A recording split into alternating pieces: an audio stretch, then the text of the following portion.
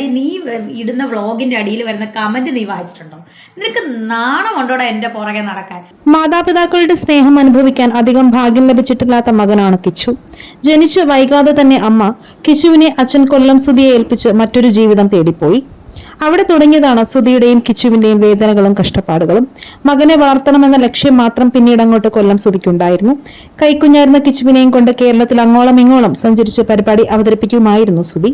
സ്റ്റേജിൽ പെർഫോം ചെയ്യുമ്പോൾ കിച്ചു ബാക്ക് സ്റ്റേജിൽ ഉറങ്ങുകയാകും. കുറച്ച് വലുതായ ശേഷം അച്ഛനൊപ്പം പ്രോഗ്രാം അവതരിപ്പിക്കാനും സ്റ്റേജ് സഹായിയുമായി എല്ലാം കിച്ചു പോയിരുന്നു.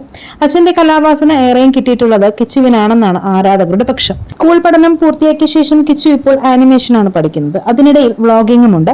2 ലക്ഷത്തിനടുത്ത് സബ്സ്ക്രൈബേഴ്സ് ഉള്ള യൂട്യൂബ് ചാനലാണ് കിച്ചുവിന്റേത്. ലൈവ് ഇന്ററാക്ഷനുകൾ, ട്രാവൽ വ്ളോഗുകൾ, ലൈഫ് സ്റ്റൈൽ വ്ളോഗുകൾ എന്നിവയാണ് യൂട്യൂബ് ചാനലിലെ പ്രധാന കോണ്ടന്റുകൾ. കഴിഞ്ഞ ദിവസം കിച്ചു പങ്കുവച്ചൊരു വീഡിയോ ആണ് ഇപ്പോൾ സോഷ്യൽ മീഡിയയിൽ വലിയ തരംഗമാകുന്നത്.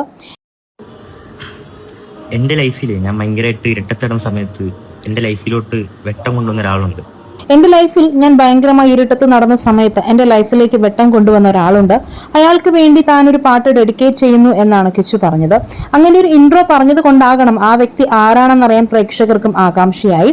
ആ വ്യക്തി രേണുവാണോ എന്നാണ് ചിലർ ചോദിച്ചത്. അതിന് കിച്ചു നൽകിയ മറുപടിയും വൈറലായിട്ടുണ്ട്. അയ്യോ എന്നെഴുതി തൊഴുകയും സ്മൈലിയുമാണ് കിച്ചു മറുപടിയായി കുറിച്ചത്. ഓർമ്മിപ്പിക്കല്ലേ പൊന്നെ, എങ്ങനെയെങ്കിലും മറക്കാൻ ശ്രമിക്കുകയാണെന്ന് പറയാതെ പറയുന്നത് പോലെ ഉണ്ടായിരുന്നു കിച്ചുവിന്റെ മറുപടി എന്നാണ് ചിലർ കമന്റായി പറഞ്ഞത്. പ്രണയിനി ഉണ്ടോ, അതാണോ ഇങ്ങനെ ഒരു ഗാനം ആലപിച്ചതെന്നായിരുന്നു മറ്റു ചിലരുടെ ചോദ്യം.